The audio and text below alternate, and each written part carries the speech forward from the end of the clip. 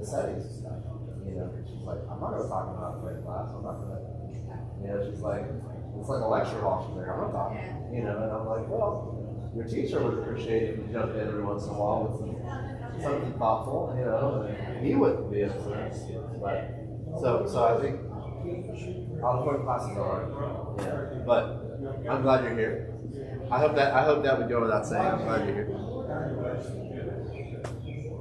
All right, it is about that time. Encourage everybody to come on in and have a seat, and we will get started with our class in just a moment.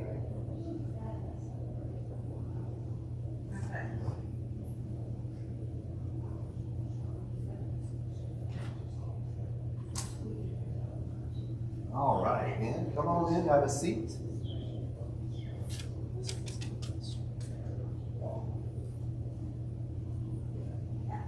All right. Well, happy Sunday to everybody. I hope that you are having a great start to your day. It is good to be together. It's good to be in God's Word. In just a few moments, we're going to be back in the book of James. We're hopefully going to wrap up James chapter 1 this morning. And if time permits, might even roll into James chapter 2. We'll get wild. Who knows? I do want to remind everybody before we look at our prayer list and open with a word of prayer that next week, if you are in town next week on Sunday morning, we will have in this time a combined adult. We're going to invite the teens over as well for a special presentation from Chris Fry, who's going to be talking to us about the mission work in Wewetoka. The work of the Greater Cities Missions Group, and so it's one that we financially support there, the work just outside of Mexico City, and he's going to be here to present on that during this time next week Sunday. Okay, and so please try to be here if you can. I know it's the season. I know many are traveling, so there'll be folks that we won't see today, but then we'll have visitors to make up. It's just the way that sort of things goes. But if you're here, please plan to be here for Bible study next week for that update. Okay, as far as our prayer list goes, I have a few that I know updates about, and then a few that I know are ongoing needs. And if you have further update even, I would love to hear about those. So I know we announced that Audrey Conrad fell this past week, was found to have a broken ankle. She did have a procedure to repair that. It appears that procedure has gone well. She is expecting to move to rehab as early as today. Sorry? 3 buttons, you said. Yeah, I knew it was a pretty serious deal, but she is doing as well as could be hoped, I think, considering. Again, surgery went well. She's expecting to move to rehab maybe as early as today. That's what she's hoping for. So hopefully she'll get the step down soon. But again, please keep Audrey in your prayers as she recovers. Kitty Mitchner had a procedure on Tuesday last week, and that the surgery, again, everything went as well as they could have hoped. They have sent off biopsies, which will be the thing that we're going to kind of keep an eye on and monitor, and definitely need your prayers over as they wait for those results. But she is now home recovering from her surgery, so she did make it home. I'll say that was Thursday last week, somewhere thereabouts. I know we want to continue to keep in prayer the Lawsons. I know Wayne got to worship with them last week Sunday, and so he was able to see them. I think you had said that John is, what's the word? Like, he's doing well considering, but he's not well. Is that fair to say? Yeah, I mean it's the treatments. It's what. Yeah, so it is very serious, as we know, and I think things have gone as well on the treatment side as they could have hoped, but again, it's very serious and he's not doing great. So please keep him in prayer, and obviously Prudence, the whole family there. And then I didn't get confirmation from our brother, but I know Jerry Blank was supposed to be starting radiation and chemo this past week. And so has anyone spoken in the last couple of days to confirm that? That's one of the ones I have not spoken to. Okay. We'll try to get a more direct update from him, but he was scheduled this past week to start both radiation and chemo for his cancer diagnosis, and so ask for your prayers for him ongoing. Are there others this morning or additional prayer updates that you want to make everyone aware of?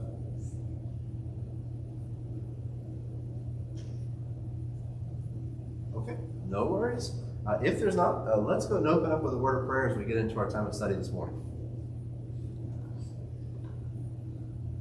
Father God, we thank you so much for another beautiful day that you've blessed us with, another opportunity to be together. And Father, I am so very thankful for each and every one that's here, that you've blessed them with a measure of safety, a measure of health, that they've been able to arrive here and to be a part of our time together.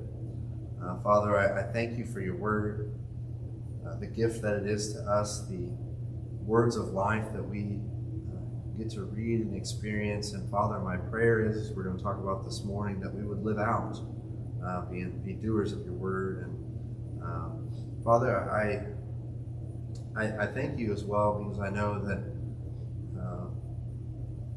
the hope that we have is built on the good news of Jesus. And Father, I know that that's the central story of your word.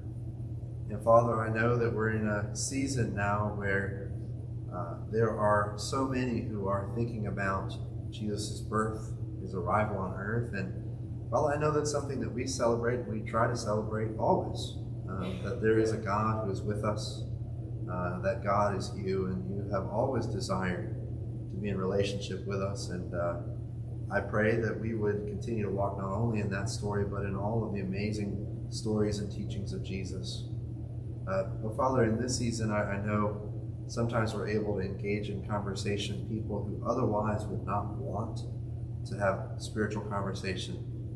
My prayer is that you would give us the wisdom, the courage, all these things to have these conversations with our friends and neighbors. And Father, my prayer is that as the word is planted, that over time you might give the increase in that regard.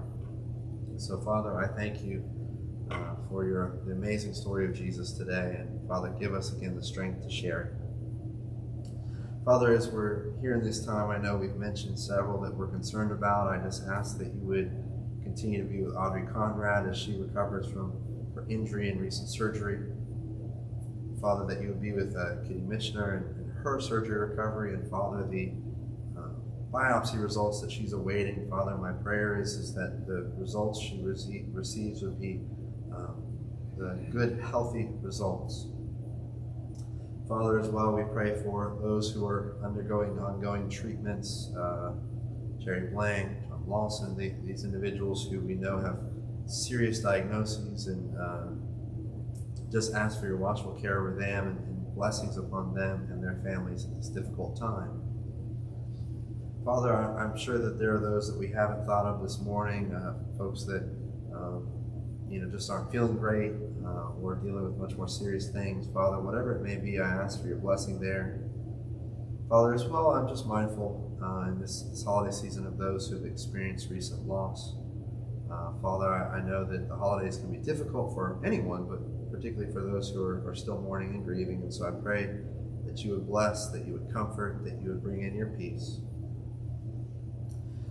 Father, I again ask for your wisdom as we study. And again, I ask that you would continue to work in the world for good. Bless our leaders, bless the leaders of other countries, bless us as we seek to proclaim the gospel in this community. And Father, we thank you and we trust in your holy name, and we ask and offer this prayer in the name of Jesus today. Amen. Okay, so as we get started into the study, again, James chapter 1, we are at the tail end of James chapter 1, a book which, as we have talked about already, is quite dense. But it's hopefully been an enjoyable study for you so far. I think we're on our fourth week in James chapter 1, but again, it's a rich text, and so I want to make sure that we give it the attention it deserves. If you were with us last week, we really honed in on James 1, right around verses 19 through 25, and we ended class with particularly 22 through 25. This morning, our intention is to start with James chapter 1, verse 26, However, in the spirit of the context of this passage, I think, again, these verses would likely stand on their own as really good thoughts. But I think there is a blessing to context. And so if you permit me, I'm going to back up to James 1:22 and just kind of read that alongside verses 26 and 27 to give us a little bit, again, of that flavor of the context here. And so this is James chapter 1. I'll pick up in verse 22, but I would encourage you to notice verses 26 and 27 in particular as we get there. Okay, here we go. James 1:22 and following. But be doers of the word and not hearers only, deceiving yourselves. Because if anyone is a hearer of the word and not a doer, he is like someone looking at his own face in a mirror, where he looks at himself, goes away, and immediately forgets what kind of person he was. But the one who looks intently into the perfect law of freedom and perseveres in it, and is not a forgetful hearer, but a doer who works, this person will be blessed in what he does. If anyone thinks he is religious without controlling his tongue, his religion is useless and he deceives himself. Pure and undefiled religion before God the Father is this: to look after orphans and widows in their distress and to keep oneself unstained from the world.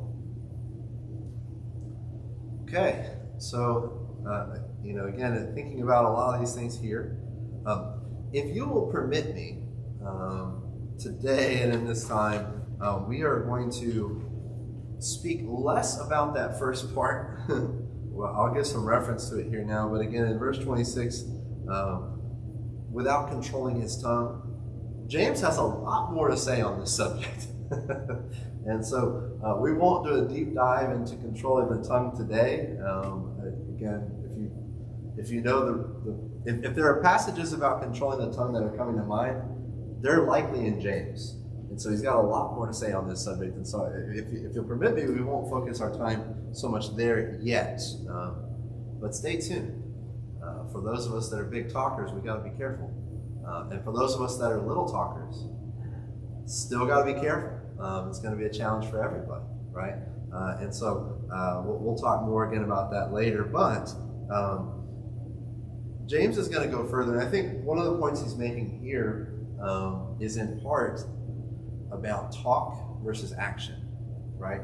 He spoke about like hearing and then doing, and now we're talking about talking. He's writing about speaking versus action, right? So we've got, hey, I believe, I have this knowledge and this faith, living it out. He's going to go into more detail about that later, as we know, right? Talking and doing, you see? And he's going to address in more detail each of these things throughout the rest of this book. But for now, I want to notice a couple of things that he encourages here, because he's speaking about the fact that essentially the tongue is out of control sometimes. But if we're not even going that far, everything is meaningless, right? If anyone thinks they're religious and they don't even control their tongue, then the rest of it's nonsense, right? They're not even started. But then he says in verse 27, and that's where I really want to draw your attention this morning as we begin. Pure and undefiled religion before God the Father is this: to look after orphans and widows in their distress and to keep oneself unstained from the world.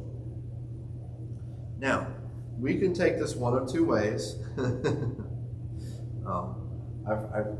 I've heard people take this on the very literal side and say, hey, it's about widows and orphans. And I think this is about widows and orphans, but I also think it's about servants. Okay, so I think that I always take kind of the second reading, which is it's about helping people, it's about serving people. And what's special about these two groups, particularly in the time that we're reading about, I think there's some truth always, but particularly in the time that we're reading about, is this is not the age of Social Security, retirement savings. It's not the age of foster systems and different things. And we can speak about the flaws of all those, right? I mean, again, like if you all want to write a book about it, I'm sure we could together, right? My point though is like we have more social safety nets, I think, than they once did, right? And so orphans and widows, the thought process here is these are people who, the word distress that's used there, I think is apt. It's very good and appropriate, because these are individuals who did not have a lot of financial recourse. They didn't have a lot of opportunity. What you had is what you had. And if you didn't have much, then that meant you did not have almost anything at all, right? Again, nowadays, while I have no intentions of stepping off this mortal coil anytime soon, I know that my wife, she has plenty of work opportunities. In fact, as I jokingly tell people, she's infinitely more employable than I am in terms of her skills and training. She's in a high need area in our culture right now in speech pathology, and she's got a lot of experience in that field. And so I know that she would be financially well off. But I also know that there's an underlying emotional, relational thing that would still be true if I were to pass away, that she would be in need in those regards, and that she would be blessed for those who would see to those needs as well. And so all of this, I hope, is making sense, that really we're talking about helping those who in many cases were, I'm not going to use the word helpless, that's probably too strong, but we're of very few earthly opportunities. And so that's, I think, the spirit of this is like, think about the people who are in the greatest need, who have the least opportunity. Go help them. And I would argue that that still includes widows and orphans, right? But it may include others as well. And so don't use this as, I guess you would say, an exclusivity thing where, well, I'm going to serve, but I'm only serving widows and orphans, right? We know that we have a responsibility elsewhere. Galatians talks about our responsibility to do good to all people, particularly the household of faith, as we know, right? And so that's the part of the message here. The other part, I think, the secondary part, keep oneself unstained from the world, speaks to purity, right? Speaks to, I think we could put it in a different way, perhaps godly morality. It's another way perhaps of saying it. Some might even say biblical morality. I think, to me, those are synonymous, right? It's this idea that we recognize that we cannot live the way the world does.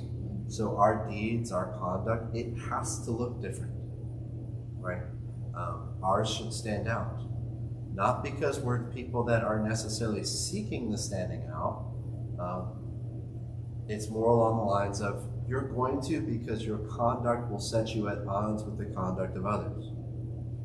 Doesn't have to lead to discord, but it means that sometimes there's probably going to be something that's said that you're not going to be able to participate in, or an event that you feel uncomfortable about your participation in. Or again, all these things we understand that they may be part of what we're called to remove ourselves from. Our choice of what we or who we associate with, what we do with our behaviors matters. It has impact, and so we can't wallow in the mud in the spiritual sense, right? We can't entertain sin. We cannot do these sorts of things and think that that's going to be acceptable long term. Now, I freely admit, I have in your presence before, we're all going to stumble and fall at times, right? So this is not some idea that you're going to be wholly successful in avoiding sin or the appearance of sin in every situation. But once again, I would encourage everybody just to always take stock and to say, okay, is my participation in this going to A, definitely lead to sin? Then here we go. We already have an answer. But B, I think as well, is like, I try to take stock of how, if my brothers and sisters knew that I was participating in this, how would that land for them? Would it be potentially a stumbling block for them? And admittedly, we know that there are things, Paul writes extensively about this, that are not big deals, but they could be really confusing for people, right? And so we want to encourage, I guess you would say, clarity of purpose in the way that we live. I hope I didn't just kick that out of its outlet. I hope. Okay. So, sorry, I kicked the cord, and sorry in advance to those that have to check that later. So, I've spoken a good bit here. I would turn it to you for just, I guess, your thoughts and impressions on this passage here as we start.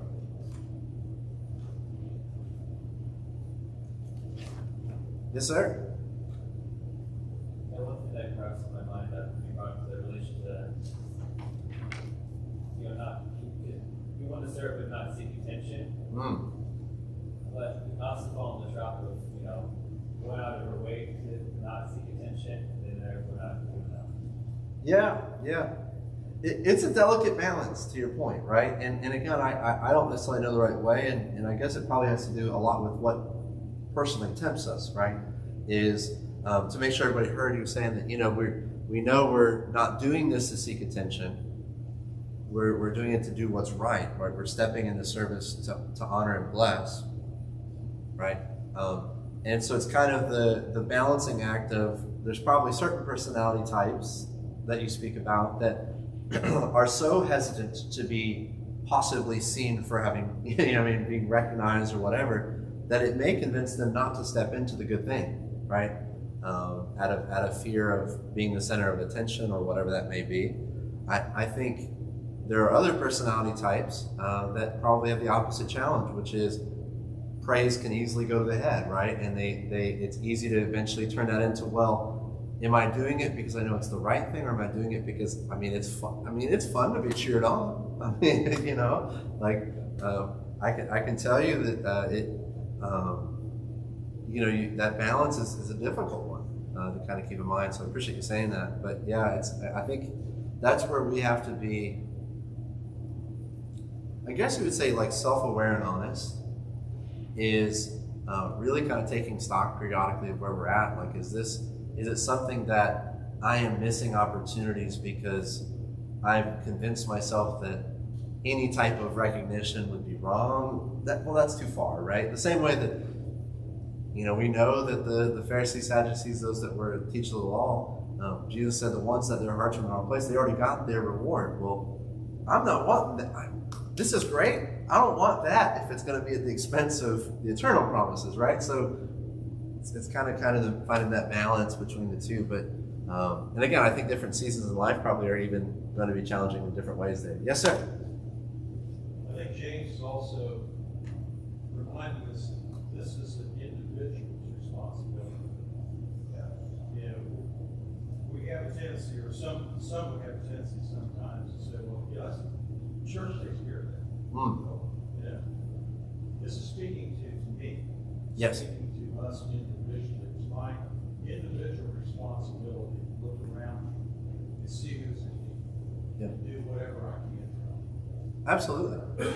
No, and that's really well said. Is this is an invitation into that personal opportunity that we have, right?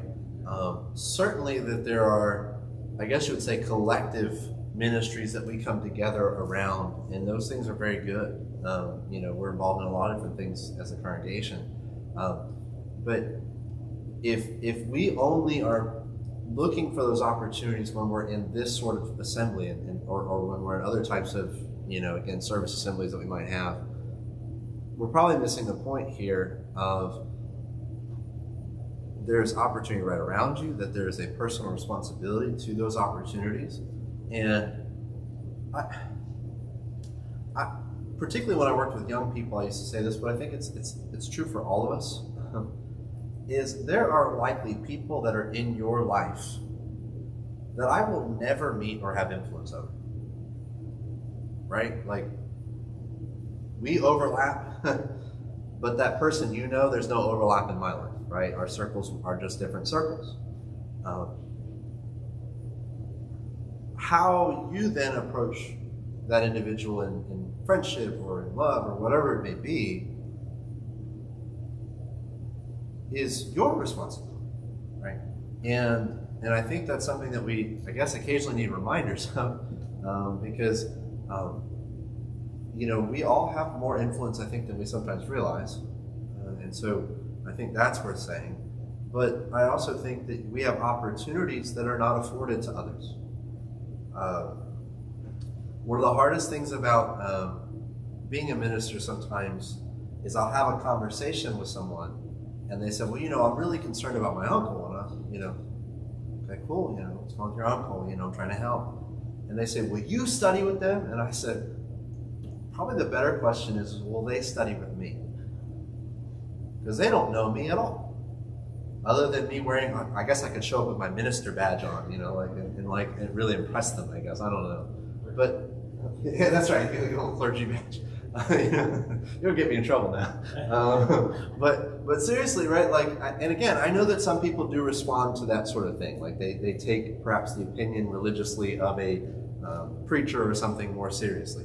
However, sometimes I realize that they've never met me. They don't know who I am. They're not affiliated with the church. And I'm like, they know you. Is your influence not what it should be? That they would possibly have that conversation with you, because I'll equip you with all the tools you need. I'll help. But I think sometimes people forget the importance of having that influence in that relationship, right? And so, the thing about it is like, you don't know my neighbors, most of you. As far as I know, none of you live within like a mile of where we live, right? I know there's one family that's just a little bit past that, but I think they just moved. so we live kind of spread out. I know we feel that energy a lot of times. And so it really that means that for Judy and I, who know our neighbors, who have influence with them, that's our responsibility, that's our opportunity, that's our chance to serve and to bless a group of people that you may never meet, right? And so I hope that we do recognize that personal responsibility, and then we don't just reserve it to the church will figure this out. Well, I know that God's will be done, but there's opportunity for us to step into it, right? Yes, ma'am, I saw your hand.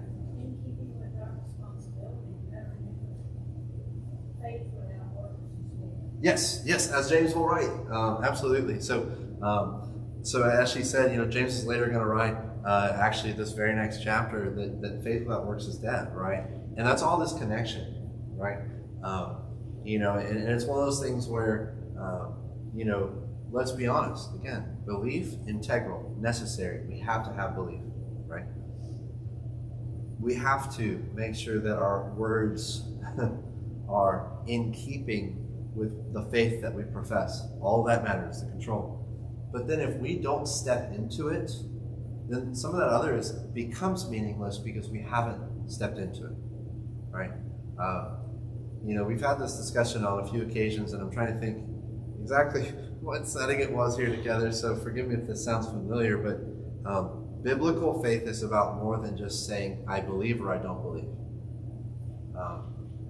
We've sort of whittled down in our culture, do you believe in God? Yes or no?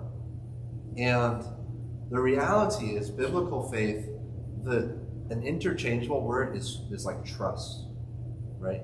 And when we step into that, we know that trust is something that we demonstrate, right? It became very popular for a little bit to do. Y'all have seen the trust falls? Have you seen this trust falls thing?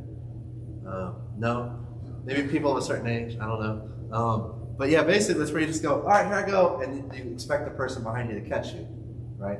Now, that was like a really cool exercise back like 20 years ago. I can't believe it was that long ago, but here we are, where they would do that like in like a sermon or I remember at a youth event, and you would ask, what it was really, I'm going to spoil the demonstration for you, but basically they'd have somebody stand on a chair or something like this, and they'd say, all right, go ahead and fall, I'll catch you. Fall, I'll catch you, right? And then what they would do is they would blindfold that person and say, all right, now fall, I'll catch you. So, okay, so now it's getting tougher, right? And then they'd say, all right, he's not looking. And I would go to the back and I'd say, hey, fall, I'll catch you. And see if they go for it, right? Again, they'd switch somebody out, right? So there was somebody there. I mean, assuming that the person was physically able, it was in theory safe, right? But now it becomes a much harder proposition, right? And that's a moment of real trust. It's like, I can't always see what you're doing. I don't know. I don't get what this part of the plan is, right? Do I still trust you? And that is really what faith is about. By the way, just for laughs, it actually became quite popular amongst young people for a while, having seen things like that, not even related to faith, just like as like team building exercises, to do those things randomly. I had like 3 or 4 students that I taught in school who would walk up and be like, "Hey, how's it going? Trust fall," and just see if you got them. Fun fact, I didn't have them because I did not expect it. So anywho, but in seriousness, like you can see where that, like that's really this idea of belief. And so belief by natural extension creates an action in a person, right? And again, we could use the silliest of examples here, but if I truly believed that it was going to rain today, then I bring my umbrella, right? Right? I pack my galoshes. I don't have galoshes. Maybe you have galoshes. I just wear shoes. I don't know what I've been doing. My wife has galoshes. She's a galoshes person. Anyway. But, yes, ma'am. There's been instances where they do the trust fall and the step aside. Yes, no, absolutely. And it's very, very hard to trust any of those people again. Yes, yes. Well, and that's true as well, right? Is that demonstration teaches us the importance of faithfulness, right? Because if someone has a bad experience there, it becomes much harder then to trust in the future. And so, you know, I think we live in a culture where let me rephrase, human existence is not this time and place, it's always, is going to have moments of severe disappointment, breach of trust, violations of norms and expectations. Like we know that that's the case, right? People are going to ultimately disappoint us. We should never go out of our way to teach someone about disappointment by disappointing them, right? I've heard it said this way: it was a father was speaking at a convention, spiritual thing. He said, "I know that my children are going to learn the reality of disappointment, but I don't want them to learn it from their daddy." Right? And that's always stuck with me. Is like, you know, that what they would learn from us is instead a spirit of faithfulness. And again, we're fallible. If I haven't disappointed you yet, I probably will, but I promise you it was unintentional. I did not go out of my way to fail in your presence. I promise you that. But I know that that's something that's going to happen to us. And so I think the hope is that we step in faithfulness. Yes, ma'am.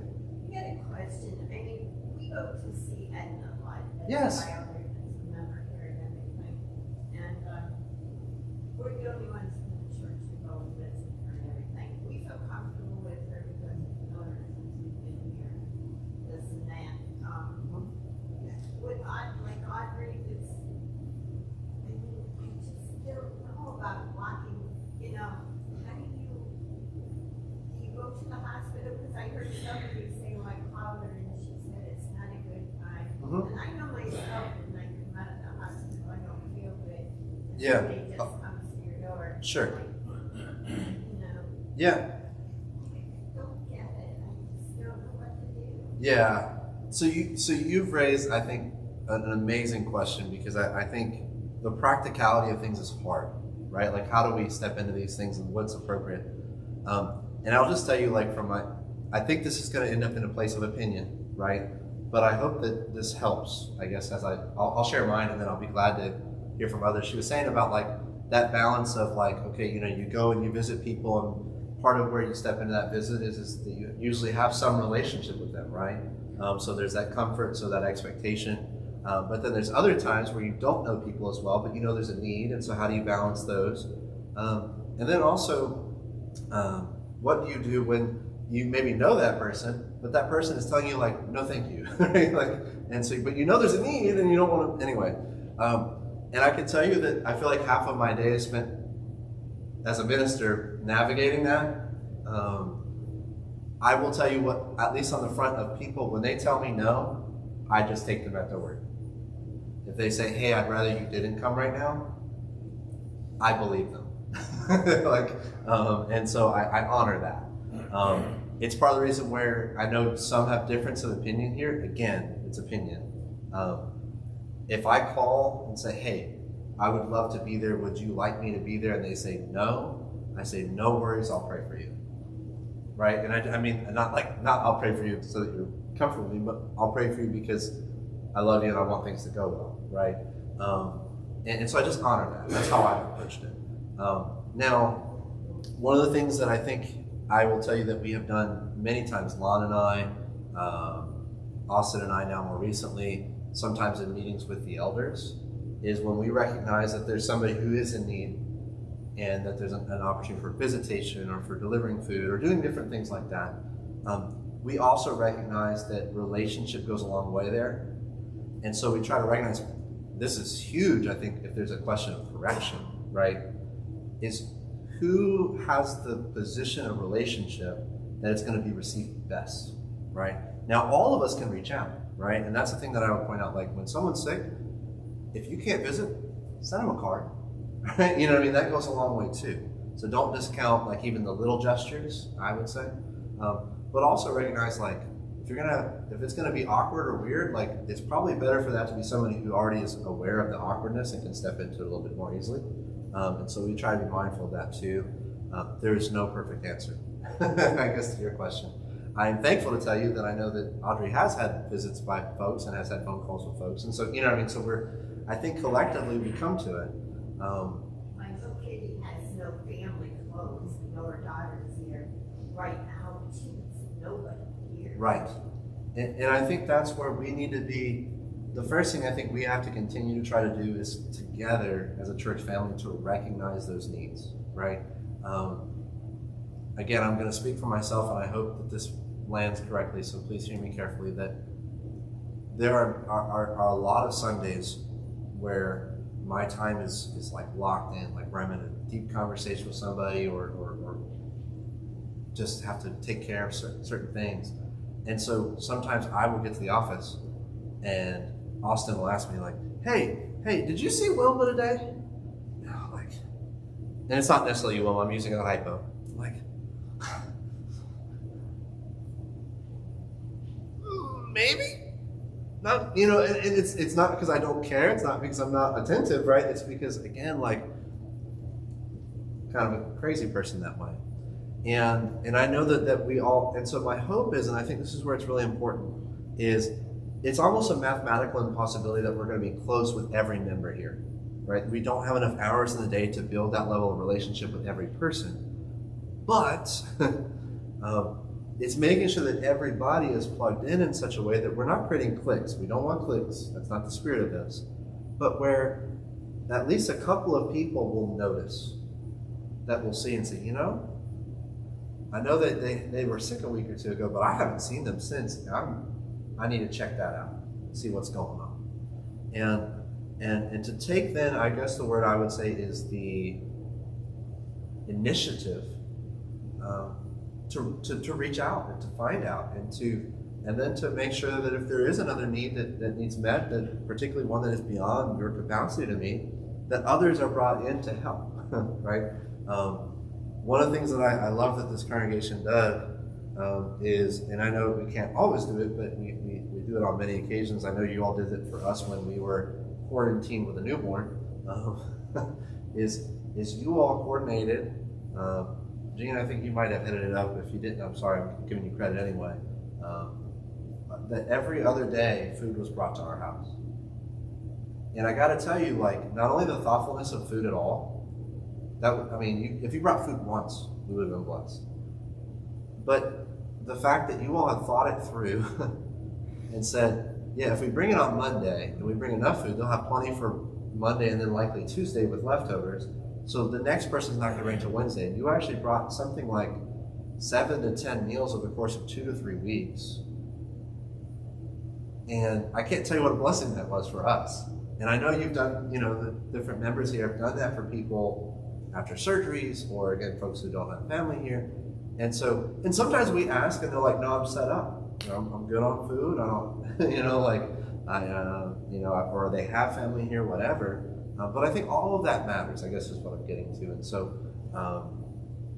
I don't know if I've answered your question well. I hope I've given some of my own thought there at the very least, and I hope it's laced with wisdom.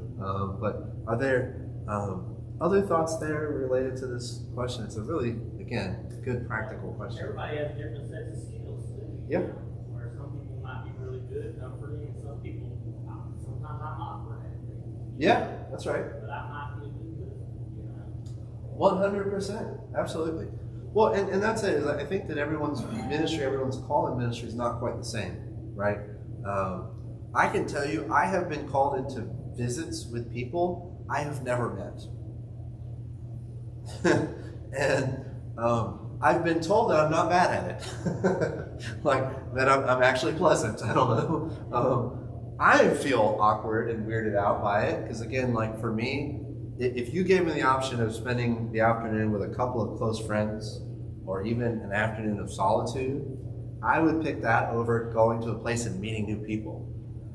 Now my wife, she may pick the new people. She's not totally sold on the rest of us, right? I'm just kidding. But different personalities, I think, lend themselves to different skills and gifts, and so I think that matters too. So I'll tell you, I think the first, I'm gonna tell a story. I won't tell many details, but I think if Austin had been here maybe a week and a half at the time, if you can believe it, he's been here I think now almost 2 years. It's gone fast. But he was here about a week and a half, and we got a call in the office of a member of the church. I think she was in Tennessee, but she was up north somewhere, north of us anyway. And she said, "Hey, this woman that I know, her husband, who I've never met, is in the hospital. He had an injury. Will you go visit him?" And so what we found out is they had no connection to the church. The two friends hadn't spoken in years. She had just seen on Facebook that her friend's husband. So it was like a weird thing. And I can tell you that Austin looked at me and says, "What are we going to do?" I said, "Well, we're going to go visit them. A sister in Christ asked us to. We're going to try it." And so we went to the hospital. It was over in Blake, so we jumped in the cars. We drove all the way over there. And it was probably the most awkward 5.5 minutes that I've had in ministry in years. I mean, I almost would have rather like shouted at each other, you know, like. Lon is so skilled at it. He would if Lon was there, he would have left and they would have been best friends, right? So like and again, but I can tell you that like I knew that it still mattered that we did it, right? Because at the end of the day, if nothing else was accomplished, they knew that there was a church here that had a concern for them, and a good friend of theirs who had cared enough to try to reach out to get them some local support, right? You know, and again, we left the door open, not literally, we closed, but we left the door open to that relationship if she would prefer it, but we went, right? And Austin looked at me after and says, "Is that how it goes?" I go, no, that was a rough one. That was rough. I can tell you they're normally so much better than that. And I hope if you've ever had a visit from me that they're much better than that normally. But I think it's the stepping in, right? And sometimes the opportunity is like this big, and sometimes the opportunity is this big. You know, it just depends on the moment. But I guess, long story short, don't force it either. I wasn't going to sit with her for an hour, you know, with her husband ailing, like, unless she wanted me to. And so there we are. Anything else there related to that? Again, I hope you've been blessed by that conversation. And again, thank you for the question, because I think sometimes those sorts of practical questions are things that we're all thinking about, but we don't always say out loud. But I promise you, at least on my end, I sit with this question a lot. Like, what is the right thing? How much is overstepping? So on. So it's been a weird morning. I've gotten, I think, 4 text messages while I've been standing here. I'm hoping they're not major prayer updates. I'm trying to be focused. So if I keep looking at my watch, it's not because I'm wondering what time it is. It's because my thing keeps dinging. And I've got to turn these notifications off. I'm a terrible person, so forgive me. Anything else there? I'm nervous to start anything new just because we've got literally a minute and a half. And well, once we get into James chapter 2, it's another big lift for us. Okay. All right. I guess if nothing else there, we have less than a minute. We'll go ahead and end there. And I thank you so much for your time and your attention. Next week, we'll have a special guest speaker in this time and space. Again, Chris Fry will be with us to report on the mission work in Wewetoka. And in 2 weeks' time, Lord willing, we will kick off James chapter 2. If you can believe it, in the new year, if the Lord blesses us with the time. Thank you so much for your time and your attention. God bless. Grace and peace.